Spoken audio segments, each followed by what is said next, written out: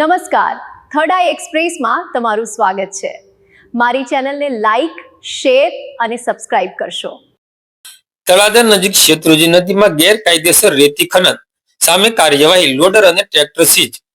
તારીખ 16 ફેબ્રુઆરી 2026 ને સોમવારના સાંજના 4 કલાકે વાત કરીએ તો ભાવનગર જિલ્લાના તળાજા તાલુકામાં ગેરકાયદેસર રીતે ખનનનો મુદ્દો ફરી એકવાર ચર્ચામાં આવ્યો છે. તળાજા નજીકથી પસાર થતી શેત્રુંજી નદીમાં ખનન માફિયાઓ વર્ષોથી રેતીનું ખોદકામ કરતા હોવાના આક્ષેપો વચ્ચે ખાણ ખનીજ વિભાગે આકસ્મિક કાર્યવાહી હાથ ધરી હતી. મળતી માહિતી મુજબ વાત કરીએ તો દાતરડ ગામ પાસે આવેલા શેત્રુંજી નદી પટમાં ગેરકાયદેસર રીતે ખોદકામ થતું હોવાની ફરિયાદના આધારે ભૂસ્તર શાસ્ત્રી કચેરીથી ભાવનગરની તપાસ ટીમ દ્વારા ડ્રોન સર્વેલન્સના ઉપયોગ સાથે તપાસ કરવામાં આવી હતી. તપાસ દરમિયાન રેતી ખનન કરતા એક જેસીબી મશીન, એક લોડર અને એક ટ્રેક્ટર નજરે ચડ્યા હતા, જેમાંથી લોડર અને ટ્રેક્ટરનો કબજે લઈ અંદાજે 20 લાખ રૂપિયાનો મુદ્દામાલ સીઝ કરવામાં આવ્યો છે. બંને વાહન માલિક તરીકે સંજયભાઈ ડાંગર અને કિશોરભાઈ ગુગાભાઈ હાલના નામ સામે આવ્યા છે.